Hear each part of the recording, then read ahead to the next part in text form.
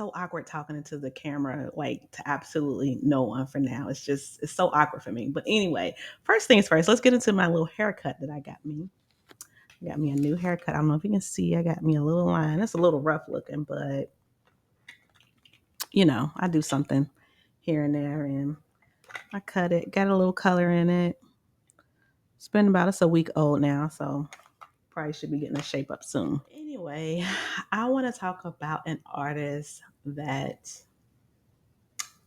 I really don't know anything about.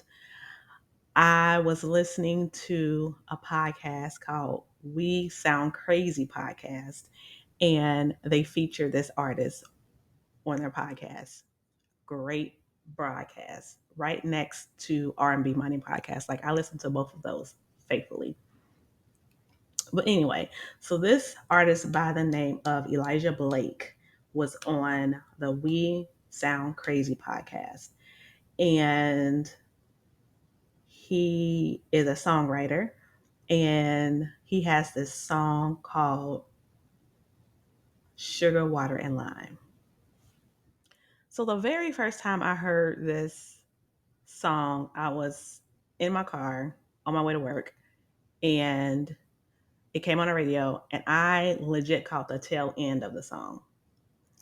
And I was like, dang, what is that? It was like a guitar solo part. And he was like harmonizing or singing with it, matched the tone perfectly of the guitar, whatever it was, whatever he was doing at the end of the song, it was perfect. And that's all I heard. And then I glanced at my little screen and I said, Sugar, Water, Lime. I'm about to look it up. Played the song later on when I got off of work, listened to it on my way home. And I was like, this is a masterpiece. I love this. So then I became obsessed with the song, like just obsessing over these lyrics over and over and over and over and over again. I loved the visual that he brought to this. I love the meaning because it's essentially, oh, actually, he said in one of the podcasts that the meaning of this song is basically entering into a relationship and just finding out that you don't have all the ingredients to make it work. I first heard it, not when I first heard it, but just after listening to it for a while, I was like, oh my gosh, this really sounds like just a little feeling of Pretty Wings. But y'all listen, this song, just like Pretty Wings, is not a wedding celebratory song. Okay? It's without even listening to the words, I could understand how someone might think that this is like one of those happy and love songs, but it's actually, just like I said, it's just a little bit of a struggle of love in your relationship and just trying everything, but you just keep ending up with limes. So don't go playing this song at your wedding. Like this song, when I hear about it, is really conversational, in my opinion. And I love this for him. I don't even, like I said, I don't know any of the artists, but I am obsessing over these lyrics. I am obsessing over the arrangement of the song. And also the way that this is arranged and the cadence is really difficult to sing actually. From sugar, water, and lime, but we tried. I like that feeling already. I like that feeling. But what really, really got me, I am gagging. I just love his tonality and the you can hear the what's the word I'm looking for? You can hear um the love or the stress or the worry or the giving that he's trying to persuade in these lyrics. Like you can hear all of that emotion, all of that feeling. Like he is literally, and probably because it might be a personal situation he's going through, but you can definitely hear all of that emotion and real feeling in this. There's so many things that got me. But I really love the verse. This man said, I've been working hard on this love, standing in the sun all day. What he say? With nothing but a pitcher of water and six fresh limes, trying to make sweet lemonade. He said, it's almost 9. I ain't made a dime, but I'm still here. Maybe I should have added a little more sugar and a couple tears, because this bitter taste is no good. What? I mean, it's really hard to sing. Ice cold touch when I hold ya, freezing like a winter days on my shoulder. I'm running low on juice. It's always too sour for you. Obsessed. Let him cook. He is literally trying to cultivate this relationship. Let him cook. I was like, what? Because this bitter taste is no good. Like, it's, I don't know, y'all. I be pausing because I'm shook. It's like I said, it's poetic. It's the meanings, the little metaphors, it's so many good things happening in this. And essentially he's saying, like, I'm doing everything for you and nothing is working. It is just no good. You're still cold. It's bitter. Like, what else do you want me to do?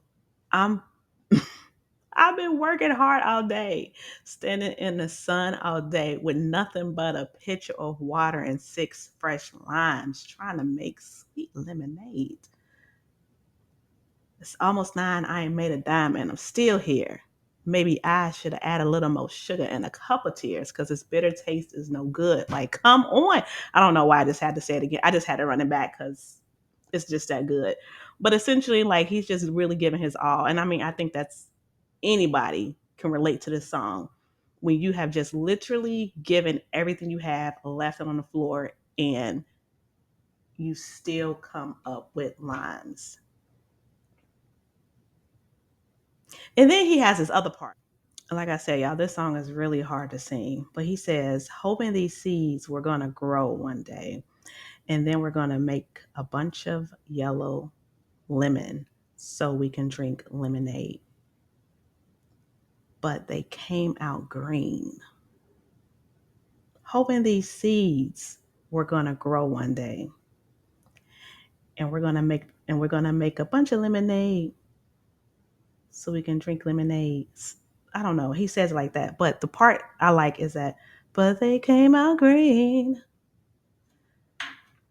Being hopeful, feeling like you got in your swing and you you figured out your partner, you figured out what you want, but the day they it just keep turning up green. It's like you putting out this work. You're doing all the work on yourself. You're doing everything that you know that should be done in order to make this relationship work. And you think you know you got the lemons, and the sugar, you being sweet, you being vulnerable, sugar, water, and lime, like you're being sweet, you're being vulnerable. You're doing all these things that you you think have are the ingredients to make this relationship work, but you still come out with lemons. Oh no, you still come out with limes.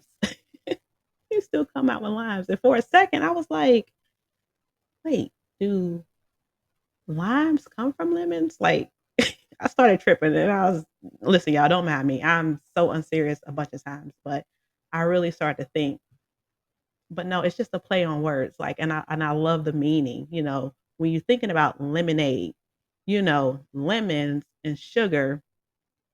Lemonade is it's a perfect combination of sugar, balance of sugar and lemons. You have that balance. But when you think about lime, like, I mean, I guess you can make limeade, that's a perfect balance of, because limes can be very bitter. Lemons are bitter too, but it adds a little bit of refreshness to the lemonade. So you have that balance, so I guess those 2 can work, but really the drink of choice is lemonade.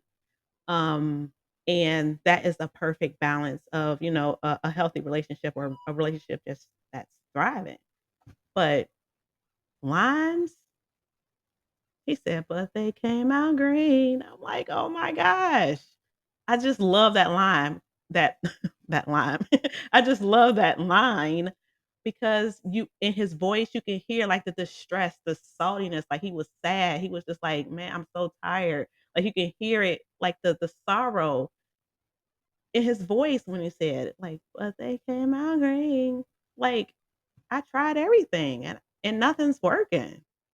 He just said so many wonderful things in here. Like, one line says, "All these trees are growing limes. I planted lemons." Then he says, oh, but then he has this one line in here which I'm a little confused about, and I don't know, like, the lyrics, I don't know if the songwriter or their team or whoever has to sign off on these lyrics, but there is a line that I'm just a little unclear about, and it says, "Wanted raisins, but life gave you grapes." So I was like, "Wait," because I mean, we're talking about, a healthy relationship, a blooming relationship, a thriving relationship, you're planting lemons, but limes are coming out, like, but when I hear this, "Wanted raisins, but life gave you grapes." So I'm like, did he mean to say that? Because when you think of raisins, it's shriveled up, it's dried up, like, nobody wants that. But when you think of a grape, it's, like, plump, it's whole, it's sweet. You know what I mean? Like, that's what you want. So I'm thinking maybe it's supposed to be, um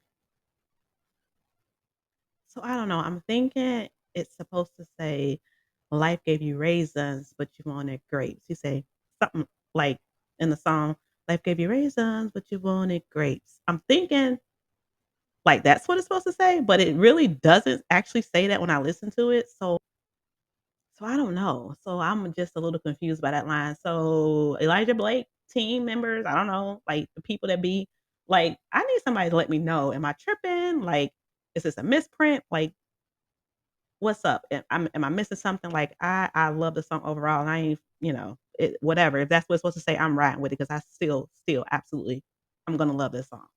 And so then there's another part of this song where it's towards the end where this is actually why I fell in love with this song. I hadn't even really heard like the full song, but this part is what I caught like the tail end of it on the radio. And I said, I love me a good guitar chord mashup. I don't know, like that sound of that.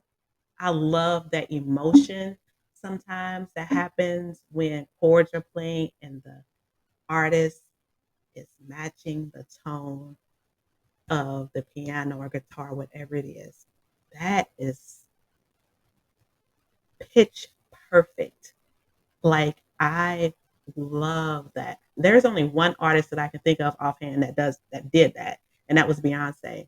And one of her songs, I can't even think of the song, but she did that, and I was just like, "Oh my gosh, I love when an artist can just literally transform their vocals into an instrument." I mean, your vocals is an instrument, but when you can match the tone of an instrument and like ride out and just become one with the song and the tone, like that is some kind of magic. Because it's almost like, when I'm listening to instrumentals or when I'm listening to, chords and stuff, it's almost like, in my opinion, that the chords they already have an emotion. Like, whatever it is that you're playing, whatever it is, they already have an emotion that comes out, in the sound. So when an artist matches that emotion and it plays out, like that is just golden to me. And when he did that, I was like, oh my gosh, I love this song. I didn't even know what the beginning of the song was really about. I just knew the title and then I heard the end of the song and like, there's something that happens that just literally comes over me when I hear things like this. I don't know. It's just you can just hear so much emotion, like just the love, the calling, the yearning, the pleading that's almost coming out of this man's voice, coupled with that background sound. And I also wish that why didn't we get more of this? Like, I know, the producer, I don't know. I really don't know, but it just, it fades out. But I just need the producer, which is, I believe, John Trax. I might be wrong. I don't know, but I believe I'm right. Anyway, come on. Like, we need more of that. We needed just a little bit more extension of that on the end of that song because it was too short. It was just it was good, and then it was getting better, and then I was like, I need this to finish out great. It's the overall package of this song is so good. It is nothing wrong aside for the lyrics that I was a little confused about. Even that ain't really wrong, but this whole package is good. But when I got to the end, I was like, where is the rest of it? I needed more of that to finish because it was like a cliffhanger. It was like, oh my gosh, it's done. Like he still, I felt like there still was emotion to be sung. Like it just ended too soon, and I just needed that to be finished. I love this song. So shout out to Elijah Blake and his team for putting together. His project is really, really good too. Um, he reminds me, like now that I've seen a couple of interviews of him, he reminds me of that cousin that was like the underdog, the cousin that used to always say, "Oh, I'm gonna make it big. I'm gonna make it big," and nobody believes him, but he made it big. He was a songwriter at first, and then he worked his way up, worked with some artists, got his name out there, and just he I love it. I love, love, love this song. So it's gonna take me a while to like really sit and settle. Like his project is good, but I'm the type of person that I have to listen to it over and over and over and over again because I need to sit with it. I need to get the emotions. I need to pick up on things. But so far, it's been pretty good. So y'all go listen to it. It's different kind of music, but I mean, I love R&B. I don't really know if this is an R&B album, but if you like music, you're gonna have an appreciation. You're going to have an appreciation for this album, y'all. So shout out to Elijah Blake. I love this song. He